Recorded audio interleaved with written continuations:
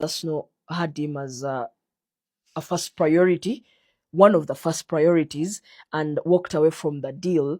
Because forget all these things they're saying that Morgan Rogers said he only wanted Chelsea. This is something they must have said after he signed anyway. Because if you look at area reports saying that Arsenal had talked to Morgan Rogers, and Morgan Rogers said personal terms wouldn't be an issue. For them to come and say that he only said he wanted CFC is politics, you know. So what I think is, it brings me back to my question. As I say, as much as I agree that Morgan Rogers is an incredible footballer, talented footballer, he will beat his man. He'll dribble line past the midfield. He will create chances. He'll chip in with some goals when it matters. I don't think that it was Arsenal's problem.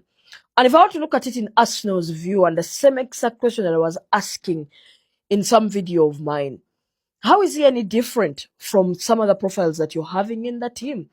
Because everyone will say that, oh, Morgan Rogers is versatile, this and this. He could have played right wing, he could have played left wing, he could have played as a number 10. He's not the only profile of player. I mean, you can't say the same thing about Eberechi Eze.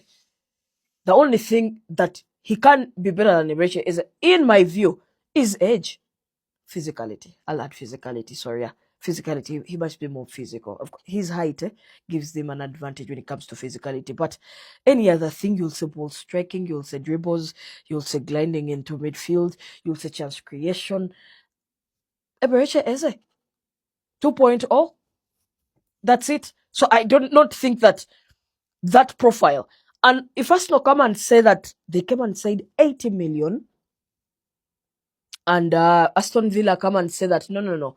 After the valuation that we saw for Anderson Elliott, Manchester City, I think it is 116 million. We want Morgan Rogers for a higher fee. Chelsea come and say, okay, we are going to give you 117 million. They added an extra there, and then Aston Villa was like, perfect. 117 is perfect. If Aston had said 80 and they didn't want to go past that valuation. And you have to understand Arsenal fans, I don't know why you'd be surprised why Arsenal would get away from this deal. One, you have to look at Arsenal as a club and in its history. How many 100 million players has it had? Simple answer, Declan Rice.